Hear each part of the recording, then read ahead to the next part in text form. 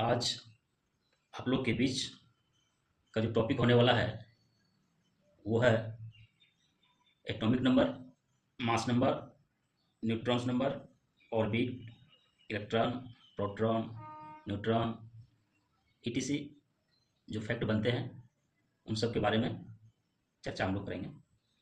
चलिए स्टार्ट करते हैं।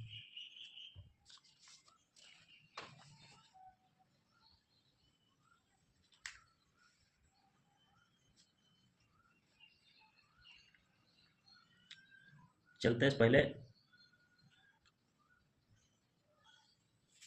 परमाणु संख्या क्या है ना।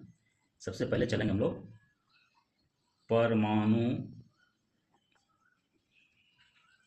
संख्या, जिसको हम लोग बोलते हैं एटॉमिक नंबर। ठीक है, अब इसको बोलचाल की भाषा में कैसे बोलेंगे, क्या चीज़ है ये? कि नाभिक में उपस्थित प्रोटॉन की संख्या को परमाणु संख्या कहते हैं। लिखते हैं, नाभिक में उपस्थित प्रोटॉन की संख्या को परमाणु संख्या कहते हैं। Number of proton present at the nucleus is called atomic number. अब इसमें जो शब्द यूज हुआ नाभिक क्या है ना, तुम लोग देखते हैं नाभिक क्या है। ये केंद्र हो गया, ठीक है। इसमें हम क्या देख रहे हैं, ये केंद्र, केंद्रक जिसको हम बोलते हैं, इसमें पी है प्रोटॉन और दूसरा न्यूट्रॉन है, ठीक है, इसके अंदर में। और इलेक्ट्रॉन जो है इसके बाहर चक्र लगा रहे हैं, ठीक है। अब इलेक्ट्रॉन जो है किसी समय में ऐसा भी हो सकता है कि चक्र लगा रहा है, कोई जरूरी तो नहीं है, ये तो सीधा भी जा सकता है। तो इसे अपनी ओर खींचने के लिए नाभिक में जो प्रोटॉन प्लस न्यूट्रॉन है ये काम करता है। तो नाभिक ये हो गया। तो इसमें क्या है, नाभिक में उपस्थित प्रोटॉन की संख्या, प्रोटॉन यही है, इसके अंदर प्रोटॉन है। प्रोटॉन कहाँ है भाई? तो नाभिक के अंदर है। न्यूट्रॉन कहाँ है? नाभिक के अंदर है। इलेक्ट्रॉन क्या है, वो बाहर है, स्पष्ट दिख रहा है। तो हम इसे प्रोटॉन की संख्या कहते हैं। अब इसे डिनोट किससे करते हैं? इसे जेड से सूचित करते हैं, ठीक है। यानी परमाणु संख्या को हम जेड से सूचित करते हैं। अब इसमें कुछ और फैक्ट है कि परमाणु संख्या को कई नाम से जानते हैं। जैसे इसी को क्रमांक संख्या बोला जाता है, क्रमांक संख्या, ठीक है, या परमाणु क्रमांक, या परमाणु क्रमांक, क्रमांक संख्या या परमाणु क्रमांक। यानी इसे परमाणु क्रमांक के द्वारा सूचित करते हैं, परमाणु संख्या के द्वारा सूचित करते हैं, ठीक है। अब चलते हैं, परमाणु संख्या हो गया। दूसरा चलते हैं द्रव्यमान संख्या, द्रव्यमान संख्या। अब द्रव्यमान संख्या क्या है? Mass number. तो इसे हम कैसे डिफाइन करेंगे कि नाभिक में, उसी तरह से नाभिक में उपस्थित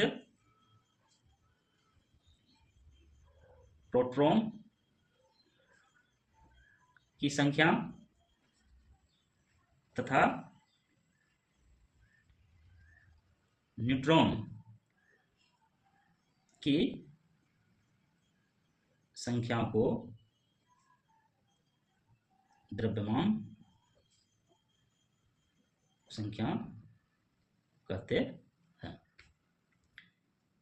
तो मैंने क्या कहा कि नाभिक में उपस्थित प्रोटॉन की संख्या प्लस न्यूट्रॉन की संख्या दोनों मौजूद है। तो नाभिक में दोनों मौजूद है, तो ये दोनों को क्या बोलते हैं? द्रव्यमान संख्या। इसे ए से सूचित किया जाता है। ठीक है।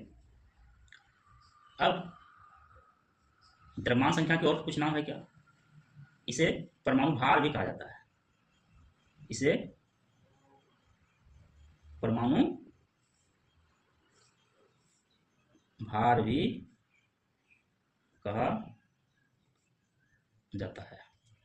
इसका मतलब ये तो डिनोट करते ही है ना, और इसे जेड से डिनोट करते हैं। ठीक है। अब आते हैं न्यूट्रॉन की संख्या।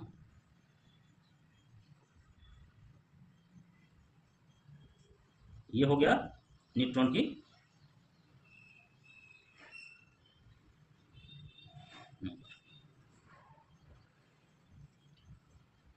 न्यूट्रॉन की संख्या क्या है कि न्यूट्रॉन कहाँ उपस्थित होता है? ये भी नाभिक में ही होता है कि नाभिक में उपस्थित होता है। अर्थात न्यूट्रॉन की संख्या हम इस तरह से भी कर सकते हैं, डिनोटेड से एन से करते हैं, N equal to A minus Z. A minus Z, A क्या हो गया? ए हो गया आपका द्रव्यमान संख्या, द्रव्यमान संख्या, जेड क्या हो गया? परमाणु संख्या या परमाणु क्रमांक, परमाणु क्रमांक। यानी द्रव्यमान संख्या और परमाणु संख्या के अंतर को हम न्यूट्रॉन की संख्या कहते हैं।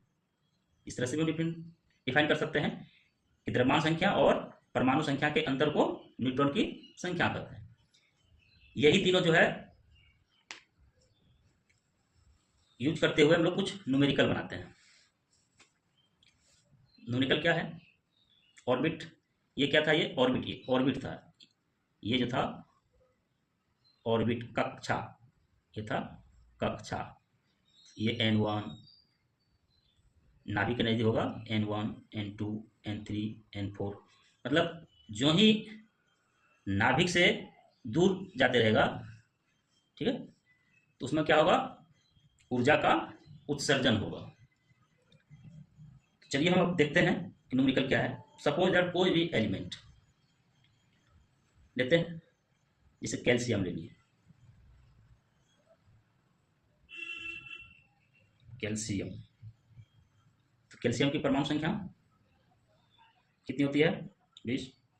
मास नंबर दुगुने के आसपास अप्रॉक्स हम लोग लेते हैं।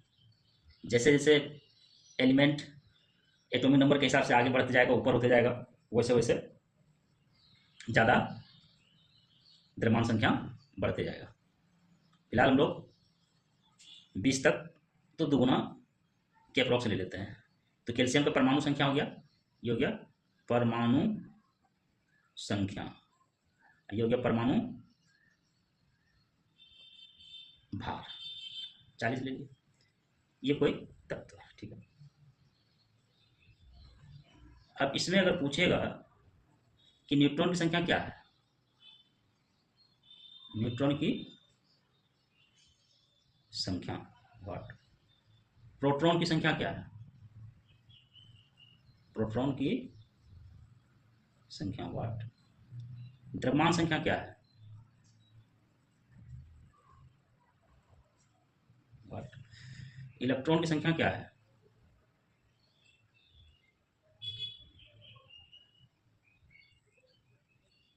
वाट। न्यूक्लियॉन की संख्या क्या है? न्यूक्लियॉन बोले तो द्रव्यमान संख्या को तरह से हम लोग सूचित करते हैं, न्यूक्लियॉन की संख्या। तो देखते हैं क्या है। तो परमाणु संख्या को हम लोग ए से डिनोट किए, सॉरी जेड से डिनोट किए। Z equal to P proton की संख्या बराबर ई इलेक्ट्रॉन की संख्या। ये आपस में क्या है? ये तीनों सेम वैल्यू देता है। तो परमाणु संख्या जो है वही प्रोटॉन संख्या हो जाएगा, वही इलेक्ट्रॉन संख्या हो जाएगा। ठीक है। और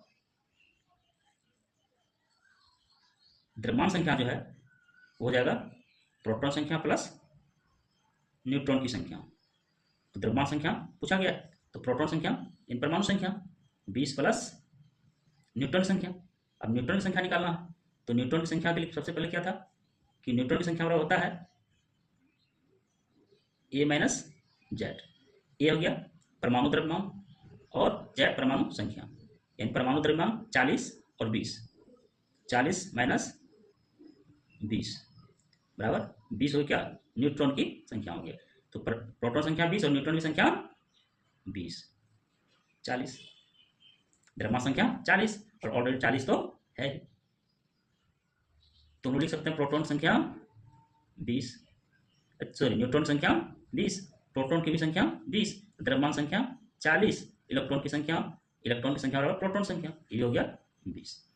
इसी तरह से आता है सपोज दैट कोई तत्व है, एक्स नाम का कोई तत्व है जिसकी द्रव्यमान संख्या 35, परमाणु संख्या 17, यानी वो क्लोरीन होगा। अब इसमें ये सारा मान निकालने के लिए बोला जाता है कि न्यूट्रॉन संख्या क्या है, प्रोटॉन संख्या क्या है, इलेक्ट्रॉन संख्या क्या है, एटॉमिक नंबर क्या है, मास नंबर क्या है, एटॉमिक नंबर क्या है, ये सारा चीज निकाला जा सकता है। निकालते हैं न्यूट्रॉन संख्या मतलब दोनों का अंतर, न्यूट्रॉन की संख्या दोनों का अंतर, ये दोनों का अंतर करेंगे। प्रोटॉन संख्या जो प्रोटॉन की संख्या है वही इलेक्ट्रॉन की संख्या है 17, वही इलेक्ट्रॉन है, और ये मास नंबर हो गया, मास नंबर 35, परमाणु संख्या हो गया, ये हो गया 17। इस तरह से दोस्त पूछा जाता है, यानी ये डिफिनेशन या ऑब्जेक्टिव के तौर पे, न्यूमेरिकल के तौर पे कोई एलिमेंट दे दिया, उससे प्रोटॉन संख्या, इलेक्ट्रॉन संख्या, न्यूट्रॉन संख्या कोई एक या सब निकालने के लिए दे दिया जाता है। इस तरह से हम लोग परमाणु संख्या, द्रव्यमान संख्या, न्यूट्रॉन संख्या हम लोग पढ़ लिए। उस पर जो भी जिस तरह का पॉसिबिलिटी था न्यूमेरिकल का वो भी हम लोग देख लिए। आगे जो हम लोग क्लास देखेंगे वो फिर शुरू करेंगे ऑर्बिट से ही, क्या है, किस तरह से सेल सबसेल में बांटा जाता है, किस तरह से अफवाह प्रिंसिपल फॉलो करेगा, इलेक्ट्रॉनिक विन्यास निकलेगा, हुंड रूल्स।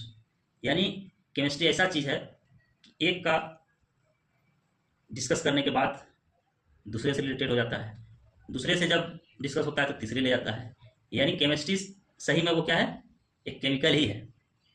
इसलिए घबराने की बात नहीं है, धीरे धीरे हम लोग ऑर्गेनिक केमिस्ट्री भी चलेंगे, रिएक्शन चलेंगे, कन्वर्जन चलेंगे, वाटर कन्वर्जन चलेंगे, नोमेनक्लेचर पढ़ेंगे, सारा कुछ धीरे धीरे पढ़ेंगे। अभी हम लोग फिजिकल केमिस्ट्री पढ़ रहे हैं, मेटल नॉन मेटल सब कुछ आएगा। तो क्लास ज़्यादा लंबा ना होते हुए हम लोग देखेंगे कि कल जो पढ़ेंगे हम लोग सेल, सब सेल, धातु, अधातु,